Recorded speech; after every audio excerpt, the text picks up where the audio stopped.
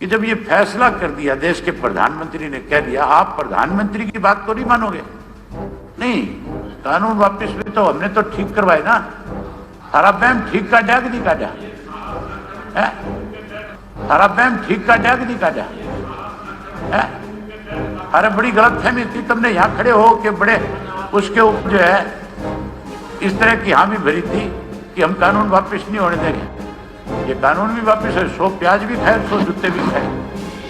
ये कानून भी वापस है, 100 प्याज भी खाए 100 जूते भी खाए। दूध क्यों जाऊं, मैं मेरे पे बता रहा हूँ। हमारी जमीन भी आज साझे खाते की, और उस साझे खाते की जमीन के अंदर अगर मैं अकेला उस फसल की रजिस्ट्रेशन करा दूं तो रंजीत अंकल के खेत में होने वाली फसल यह तो नहीं बेच सकेंगे, क्योंकि ओपीटी तो मेरे पास आएगा और मैं कहां से ला करके बेचूं ये मैंने तय करना है। ये अगर ट्राली भिजवाएंगे वहां पे बेचने के लिए तो इनको तो गेट पास भी नहीं मिलेगा। ये अपनी फसल कहां बेचेंगे?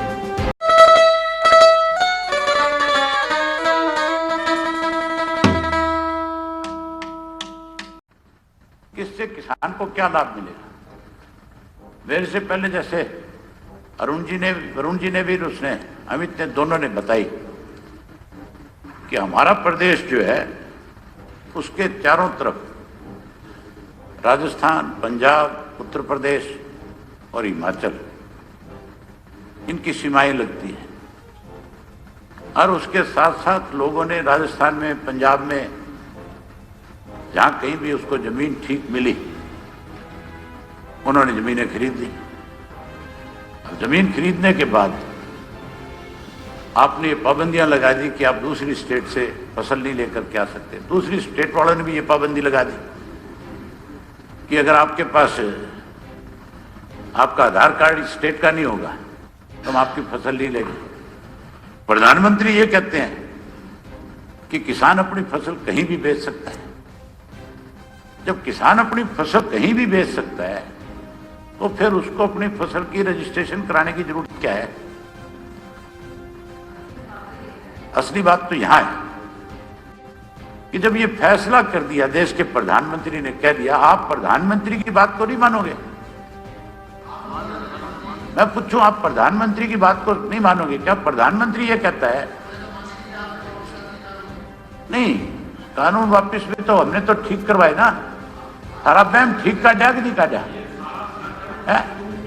अरे बड़ी गलतफहमी थी, तुमने यहाँ खड़े हो के बड़े उसके ऊपर जो है इस तरह की हामी भरी थी कि हम कानून वापस नहीं होने देंगे। ये कानून भी वापस है, 100 प्याज भी खाए 100 जूते भी खाए। अब प्रधानमंत्री ये कहता है कि आप अपनी फसल किसी भी प्रदेश में कहीं भी ले जाकर के बेच सकते हो, तो फिर इस रजिस्ट्रेशन की जरूरत क्या है? फिर ये रजिस्ट्रेशन खत्म होनी चाहिए कि नहीं होनी चाहिए? उसके साथ साथ स्पीकर महोदय, इसमें दिया गया है कि जमीन अगर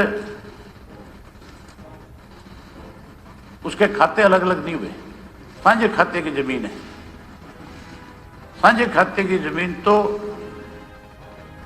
आज मेरे ख्याल हरियाणा में कोई गांव ऐसा नहीं है जिसमें किसी परिवार के खाते अलग हो गए होंगे। 90%, 95% लोगों के खाते आज भी साझे हैं। दूर क्यों जाऊं, मैं मेरे पे बता रहा हूं।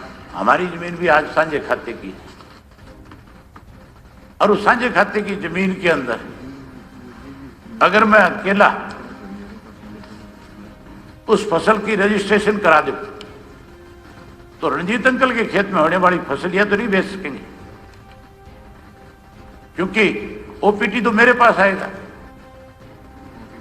और मैं कहां से ला करके बेचूं ये मैंने तय करना है। ये अगर ट्राली भिजवाएंगे वहां पे बेचने के लिए तो इनको तो गेट पास भी नहीं मिलेगा। ये अपनी फसल कहां बेचेंगे?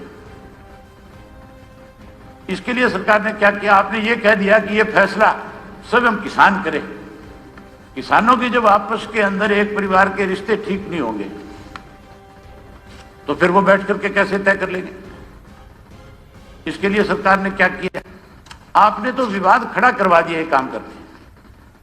इस विवाद को खत्म करने के लिए ये जो आपने मेरी फसल मेरा ब्यौरा ये जो पोर्टल बनाने का काम किया, इसको जिस तरह 3 कृषि के काले कानून वापिस हुए इसको भी वापिस ले लो, ताकि लोगों के सामने यह सुविधा ना रहे। यहाँ पहले फसलें नहीं बिकती थी, यहाँ पहले भी मंडियां थी, पहले भी किसान अपनी फसल बेच के आता था, कोई झगड़ा और विवाद नहीं था, कोई शिकायत नहीं थी। आपने इसमें शिकायतें दर्शाई है, इतनी बड़ी संख्या में शिकायत आपको मिली है।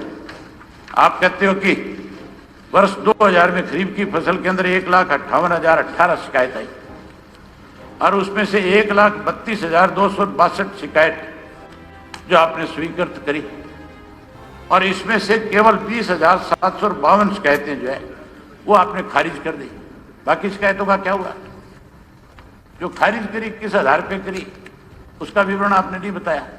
शिकायतें किस किस जिले से कितनी कितनी आई, किसान किस किस जिले में कहाँ कितना कितना परेशान है वो नहीं बताया आपने कहीं।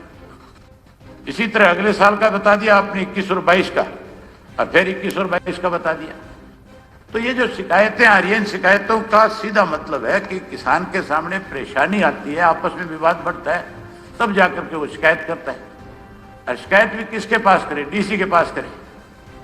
डीसी से तो मेरे ख्याल किसी एमएलए का टेलीफोन भी नहीं सुनता।